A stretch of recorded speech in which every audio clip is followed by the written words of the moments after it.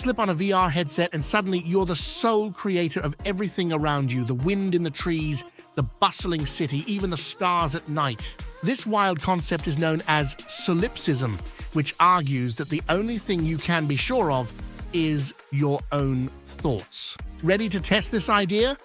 By stepping into virtual worlds that feel as real as the one we live in, we'll explore a tricky question. If our VR adventures seem just as real as everyday life, how can we tell what's truly real? Let's dive into this adventure and challenge our senses, blurring the lines between reality and illusion.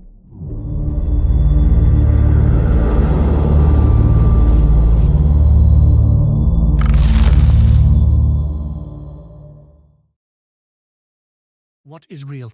This question kicks off our exploration into the intriguing world of solipsism, a philosophical theory that poses a mind-bending possibility.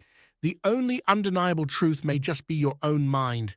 To truly grasp solipsism, we dive into its historical roots, which are seldom highlighted but deeply woven into philosophical discourse. Tracing back to ancient times, thinkers like the pre-Socratic philosopher Gorgias ventured into these profound contemplations, suggesting that perhaps nothing truly exists. If anything did exist, Gorgias argued, it would be beyond our comprehension, and even if we could grasp it, communicating it would be another insurmountable barrier. These ideas, abstract as they might sound, lay the groundwork for a deeper exploration into the essence of reality. Consider the following tale. In a distant land, veiled by the mists of time and space, there lay a village called Veritas, where the simple villagers believed that their reality was all that was and all that ever would be. The world beyond, they argued, was a vast and incomprehensible void, a realm of shadows and whispers that no one could understand or describe. Among these villagers lived an inquisitive young man named Solon, who was unlike the others. Solon had always been plagued by a question that none could answer to his satisfaction. What is real? This question burned within him, fueled by tales of distant lands and ideas that his elders dismissed as mere fantasies. One day, a mysterious figure appeared in Veritas, cloaked in robes of shimmering fabric that seemed to reflect the world around him. The stranger introduced himself as Gorgias. He claimed to hail from a place far beyond their known world, a place where people believed that nothing was certain except the existence of one's own thoughts. Gorgias invited Solon and any willing villagers to join him on a journey, a quest to discover the essence of reality. Many scoffed, but Solon, driven by his unyielding curiosity, agreed. Together, they embarked on a voyage beyond the familiar, traversing through dense forests of illusion and over mountains of doubt. As they traveled, Gorgias shared tales of ancient thinkers who pondered the depths of existence. He spoke of realms where truths were fluid and realities intertwined like the roots of ancient trees. In the world of philosophy, Gorgias explained, what you see and feel might not be the end of reality, but just the beginning. Their first destination was the Archive of Echoes, an ancient library buried beneath sands of time. Here, texts floated without bindings and words whispered in the air. Solon learned of the pre-Socratic philosophers, including Gorgias himself, who believed that if anything did exist beyond one's perception, it would be beyond human comprehension. This place, Solon remarked, bewildered as he tried to grasp the whispers, is like trying to understand the language of the winds. Exactly. Gorgias smiled.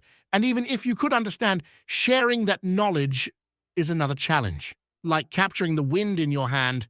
The journey continued to the Valley of Vapors, where reality seemed to shift and change like the mist. Here, the travelers saw landscapes morph before their eyes, mountains dissolving into rivers, trees turning into towers of stone. It was in this valley that Solon experienced the solipsistic revelation. What if the shifting scenes around him were a reflection of his own mind's workings? Is this place real, or is it a creation of my thoughts? Solon pondered aloud. Gorgias replied, that is the solipsist's query. What if your mind is the creator of all you perceive? What then can be called real? These words unsettled Solon, but they also ignited a spark of understanding. As they left the valley, he felt as though he was both the observer and the creator of the world around him.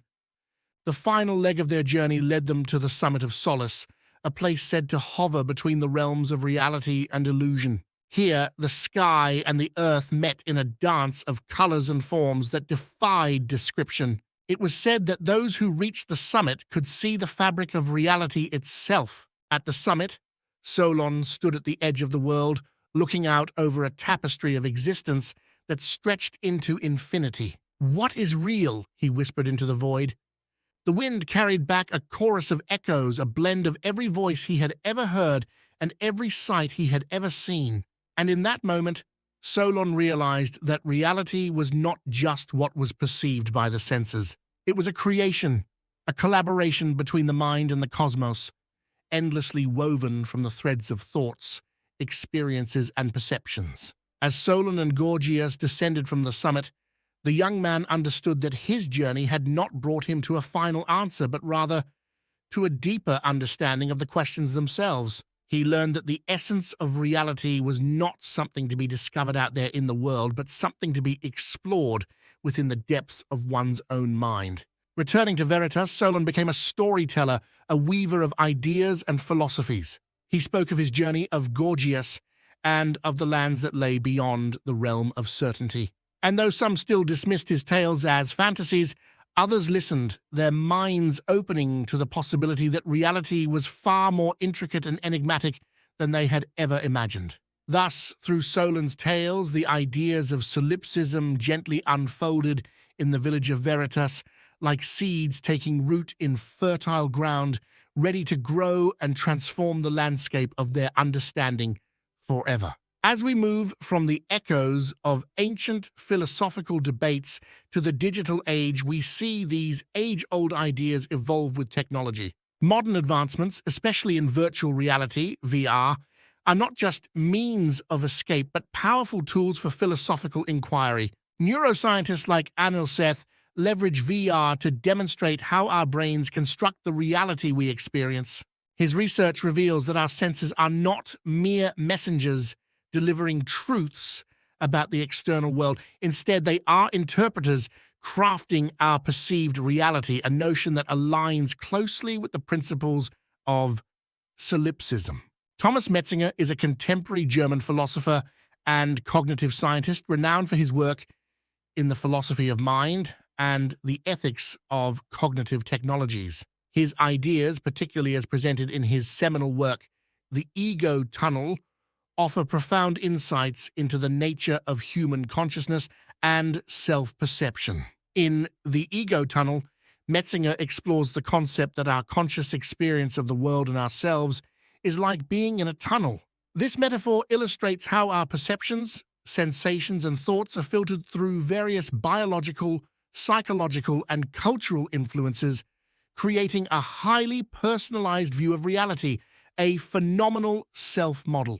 According to Metzinger, this model is so pervasive and compelling that we tend not to recognize it as a model at all. Instead, we simply experience it as the reality. Metzinger argues that the self, as we typically understand it, does not exist independently of these processes. It is a construct, an emergent phenomenon of our brain's complex interactions. This idea resonates with solipsistic philosophy, which posits that the self and its experiences might be the only things one can know and verify, casting doubt on the external reality. Metzinger pushes this further by suggesting that even our internal experiences are not what they seem, but are instead a continuous and dynamic self-construction. His work challenges us to consider that if the self is just a construct of neural processes, the notion of a stable, consistent I is an illusion. This aligns closely with solipsistic ideas which challenge the existence or knowability of anything beyond one's own mind. However, Metzinger's approach is grounded in empirical research in neuroscience and psychology, providing a scientific framework to explore these philosophical questions. Metzinger also discusses the ethical implications of his theories, particularly concerning emerging technologies that can manipulate consciousness and perception. He calls for a careful consideration of how such technologies might impact our sense of self and the ethical treatment of sentient beings echoing the solipsistic concern for the boundaries and contents of conscious experience. By blending philosophical inquiry with scientific research, Thomas Metzinger opens up new avenues for understanding the mind, consciousness, and the nature of reality itself. His contributions urge us to rethink traditional notions of self and other, resonating with and expanding upon the questions raised by solipsism about what is truly real and knowable. Ludwig Wittgenstein was a profoundly influential 20th century philosopher whose thoughts and writings extensively explored the nature of language, thought, and their relationship to reality. Born in 1889 in Vienna, Wittgenstein played a pivotal role in shaping analytic philosophy, and his ideas have permeated not only the realm of philosophy but also the fields of linguistics, psychology, and the cognitive sciences.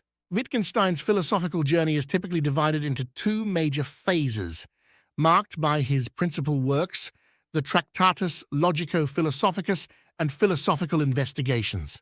These works reflect a significant evolution in his thought from the rigid structure of logical atomism to a more nuanced understanding of language as a tool shaped by its use in various forms of life. In the Tractatus, Wittgenstein argued that language mirrors reality and that the structure of language represents the structure of the world. He believed that through logical analysis, one could discern the relationship between language and reality.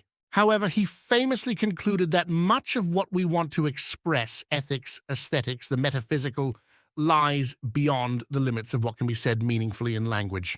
Whereof one cannot speak, thereof one must be silent, he asserted, pointing to the limits of linguistic expression and the areas where philosophy traditionally operated. Later, in Philosophical Investigations, Wittgenstein revised many of his earlier ideas, critiquing the notion that language always functions to represent reality in a straightforward, logical manner.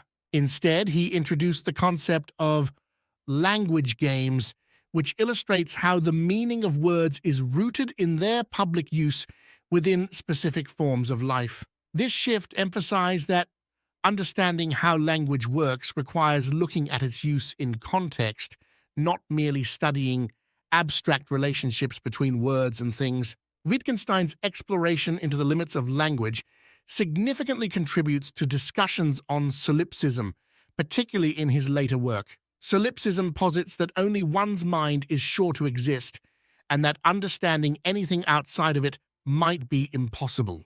Wittgenstein challenges this by showing that language, the medium through which we express and think about our solipsistic ideas, is inherently social and rooted in communal activities. Therefore, any claim about the absolute nature of reality or our perceptions of it must reckon with the public shared nature of language. By highlighting the practical use of language and critiquing the idea of private language, a language that theoretically could be understood by only a single individual, Wittgenstein undermines the solipsists' position that everything known is purely personal and incommunicable. His point that the meanings of words arise from their use in common practices suggests that there is an external reality shared through language, counter to solipsistic isolation. Thus, Ludwig Wittgenstein's philosophical investigations offer a profound critique of and commentary on the relationship between our thoughts, our language, and the world they attempt to describe. Transitioning these philosophical theories into practical tests within the controlled environments of VR, researchers manipulate what participants perceive, altering their sense of reality. These experiments go beyond technological demonstrations. They are explorations into how we construct our world, revealing the malleability of our sense of reality. Consider virtual reality not merely as a technological advancement, but as a powerful philosophical tool. Today, VR is much more than a way to experience digitized worlds. It offers a unique platform for challenging and redefining our perceptions of reality. Reflect on the groundbreaking work in perceptual studies by thinkers like Alva Noé, who argues that perception is not a passive experience but an active, dynamic interaction with our environment. This insight is particularly resonant in the context of VR, where users don't just passively receive information, but actively engage with and manipulate their environments. This active participation in virtual settings illustrates a complex relationship where perception and reality are continually influencing and reshaping each other. As users navigate virtual worlds, they are not just observers but creators, playing an integral role in constructing their perceived reality. This has profound philosophical implications, particularly in the realm of epistemology, the study of knowledge and understanding. Virtual reality, by immersing users in completely constructed environments, serves as a vivid demonstration of how our perceptions of the real world are mediated through our sensory and cognitive systems. This can lead to a deeper understanding of how our minds construct our everyday reality, challenging us to question what we accept as true or real. In this way, VR can be used as a philosophical tool to explore and experiment with these concepts in a controlled and measurable setting, providing valuable insights into the nature of human perception and the construction of reality. Applying these ideas to VR, we see that altering virtual environments can dramatically change a person's reactions and perceptions, offering a unique lens through which to view our so-called stable reality. This concept finds practical applications in treatments for phobias or PTSD, where VR's ability to mimic real experiences plays a crucial role in therapeutic settings, capitalizing on our brain's readiness to accept these virtual experiences as real and facilitating healing and behavioral changes. Beyond psychology, these insights extend into the realm of philosophy. Consider the simulation hypothesis, popularized by thinkers like Nick Bostrom, which proposes that our reality might be a simulation. This hypothesis stretches the boundaries of solipsism and blurs the lines between what is real and what is constructed, prompting us to reconsider our concepts of justice, responsibility, and truth in a society that acknowledges these fluid realities. As VR technology becomes more woven into the fabric of society, it reshapes not only individual experiences, but also cultural norms. This exploration brings us to a crucial junction: the transformative potential of merging solipsistic philosophy with VR technology. This combination not only challenges our perceptions of reality, but also expands our cognitive and emotional horizons, encouraging us to consider not just what we perceive, but how we integrate and interpret these perceptions. Virtual reality, VR, has been making waves not just as a revolutionary form of entertainment, but as a powerful tool with broad implications across various fields, particularly in the arts and education. By enabling immersive experiences that were once impossible or impractical, VR is reshaping how we learn, create, and interact with information and art. The integration of VR in education is revolutionizing traditional learning environments by providing immersive experiences that increase engagement and comprehension. Here are some specific ways VR is being used in educational settings. Historical reconstructions. Imagine history classes where students can walk through ancient cities or witness historical events firsthand. VR allows educators to reconstruct historical environments, enabling students to explore ancient Rome or the battlegrounds of World War II. This kind of immersive learning helps students visualize and understand historical contexts better than textbooks ever could. Science and exploration. In science education, VR can transport students from the classroom to the edge of the solar system or inside the structure of a human cell. Cultural empathy and geography. VR can also be used to foster cultural understanding and empathy by immersing students in different cultural environments. Special education. VR provides unique opportunities for students with special needs by creating tailored educational experiences that accommodate individual learning styles and limitations. In the realm of the arts, VR is opening up new frontiers for creative expression and audience engagement. Immersive art installations Artists are using VR to create immersive experiences that transport viewers to entirely new worlds or offer new perspectives on familiar ones. Performance and theatre. VR is also transforming the performing arts, offering new ways to experience theatre, dance, and music. Museum exhibitions. Museums and galleries are adopting VR to enhance visitor experiences and expand access to their collections. Architectural visualization.